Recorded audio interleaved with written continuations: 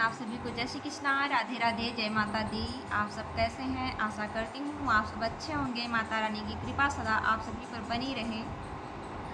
हम आप लोग को एक देवी पचरा गीत सुनाने जा रहे हैं। ये गीत आप लोग को कैसा लगा कमेंट बॉक्स में ज़रूर बताइएगा। अगर पसंद आएगा तो हमारे चैनल को शेयर, सब्सक्राइब, लाइक ज़रूर करिएगा। अपना प्यार, दुलार, आशीर्वाद सदा अपनी छोटी बहन पर इसी तरह बनाए रखिएगा।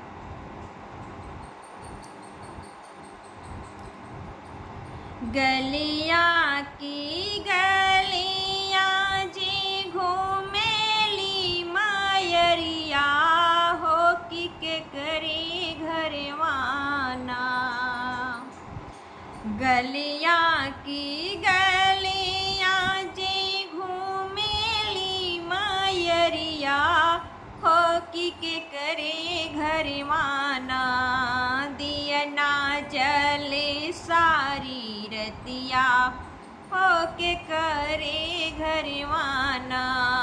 दियना जले सारी रतिया हो के करे घरवाना। दियना त जले ओही मलिया के घरवा, ओही मलिया के घरवा हो जवन मलियाना। गजड़ा गुछे सारी रतिया हो जवन मलियाना। गजड़ा गुछे सारी रतिया हो जवन मलियाना। गलियाँ की गलियाँ जी घूमेली मायरिया हो कि घूमेली मायरिया हो कि के करे घरवाना। दियना जले सारी रतिया हो के करे घरवाना। दियना जले सारी रतिया हो के करे घरवाना। दियना त जले ओही कहरा के घरवा, ओही कहरा के घरवा हो कि जावन कहराना। दियली गढ़े सारी रतिया हो कि जावन कहराना। दियली गढ़े सारी रतिया हो कि जावन कहराना। गलियाँ की गलियाँ जी घूमेली मायरिया हो कि के करे घरवाना। गलियाँ की गलियाँ जी घूमेली मायरिया हो कि के करे घरवाना। दियना जले सारी रतिया हो के करे घरवाना। दियना जले सारी रतिया हो के करे घरवाना। दियना जले सारी रतिया हो के करे घरवाना। दियना जले सारी रतिया हो के करे घरवाना। दियना त जले ओही महरा के घरवा, होई महरा के घरवा हो जवन महराना।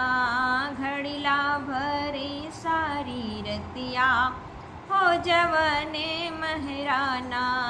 घड़िला भरे सारी रतिया हो जवन महराना।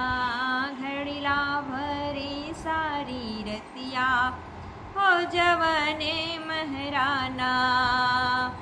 गलियाँ की गलियाँ जी घूमेली मायरिया हो कि के करे घरवाना।